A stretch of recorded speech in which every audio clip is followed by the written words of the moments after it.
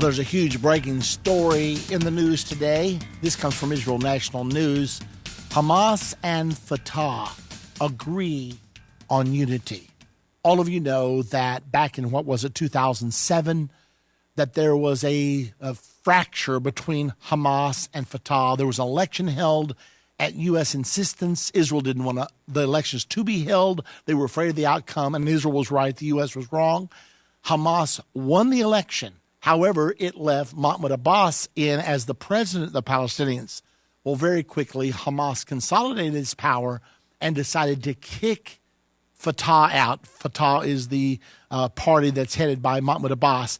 They drove them out of Gaza altogether, and that left Abbas to reign over the West Bank area and left Mr. Haniyeh to reign over Gaza. Well, it's been that way since 2007. Here we are going into 2014. So it's been this way quite a while. One of the big arguments has been, okay, what are we going to do? If Israel signs a peace deal with Fatah and with Mahmoud Abbas, that still means that Hamas is unwilling to even recognize Israel's right to exist. They won't even say, yes, Israel can stay here.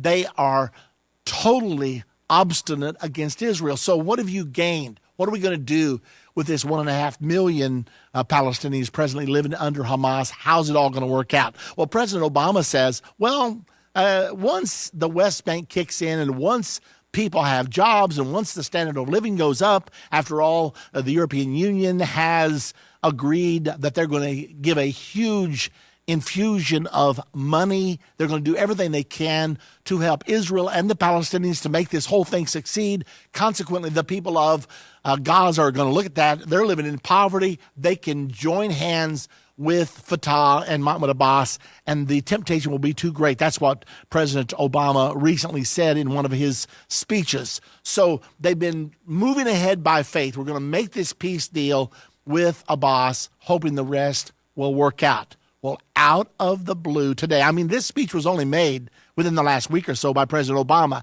Out of the blue comes this announcement. Hamas and Fatah agree on unity. Let me read you just a little bit of the article here. Terror movement Hamas has reportedly notified Palestinian Authority, PA Chairman Mahmoud Abbas, who heads the rival Fatah terror organization, of its decision to join a national unity government which will prepare for upcoming presidential and parliamentary elections. Now, this is an interesting thing. They were supposed to have their elections like 4 or 5 years ago.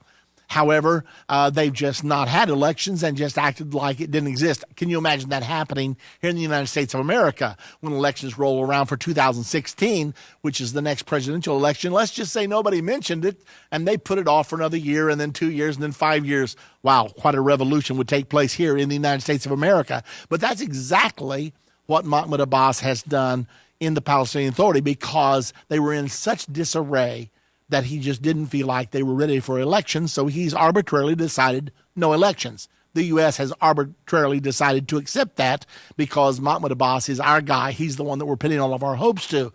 Well, all this has come full circle, and supposedly Fatah and Hamas have gotten together to form a grand coalition, and they're hoping to have elections within the next 6 months or so. If that happens, and if everyone honors the election, then there will no longer be two Palestinian entities. They will all be merged back into one. The sources said that Abbas had previously received 2 phone calls from Hamas chief Khalid Mashal and from the head of Hamas-run government in Gaza, Ismail Haniyeh. The 2 allegedly confirmed to Abbas that Hamas had agreed to join a national unity government with Fatah. The sources pointed out that Hamas requested that the national unity government serve for 6 months instead of 3 years agreed upon in the 2012 Doha Agreement, one of the numerous attempts at reconciliation between the rival factions. Finally, the article goes on to say there have been countless reports of imminent Fatah-Hamas reconciliation over the years and numerous attempts to get the organizations to work together, but they all ended badly. So this latest report should be taken with a grain of salt. Okay, now this brings us to the major article I want to bring to you today. It's entitled, from the Jerusalem Post, just yesterday's edition, Kerry forces Israel's moment of decision. This is written by a person that is not friendly to John Kerry or the present course of the U.S. government. This is written by a lady who writes for the Jerusalem Post often, but she's very conservative. Her name is Glick, and she is determined that she's going to sabotage this agreement. But nevertheless, listen to what she has to say. Facing the Palestinians' continued defiance of the very notion of peaceful coexistence with Israel, Kerry is planning to present his own peace deal next month and try to force Israel to accept it. Now, it was said from the get-go, back when the talks were resumed back in on July the 30th of 2013, that if the Palestinians and the Israelis could not get a deal by January, it was announced for 9 months. These talks are going to run for 9 months, concluding on April the 29th of 2014. If we get past the halfway point, if we get to January and the Palestinians and the Israelis cannot get a deal, after they've been negotiating for 5 months, the United States said, we're going to present our own plan as to what we think is fair for both sides. Well, according to Glick, she is saying that Kerry is on the brink of doing just that right now. It's going to be interesting to see what in fact happens. Oh, by the way, I want to discuss all these things with you out there. If you'd like to be on the air with us, the number to call is 877-END-TIME. That's 877-363-8463. If you would like to reach our operators, that number is 1-800-END-TIME. So 800-END-TIME to reach the operators, 877-END-TIME to talk with me on the air. The article goes on to say, in his speech at the Saban Forum on December the 7th, by the way, it was sponsored by the think tank, America's most influential think tank, and I'll tell you the name of that think tank in just a moment. But in his speech at the Saban Forum on December the 7th, Kerry said, for many years, the broad contours of an eventual solution have been absolutely clear, and they were crystallized for the world in December of 2000 when President Clinton laid down the parameters for a final status agreement.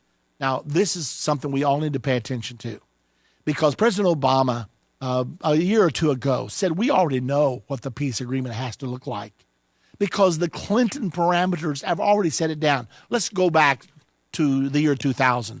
Remember when Bill Clinton, in the last year of his presidency, invited Yasser Arafat and Ehud Barak, who at that time was the Israeli prime minister, to Camp David.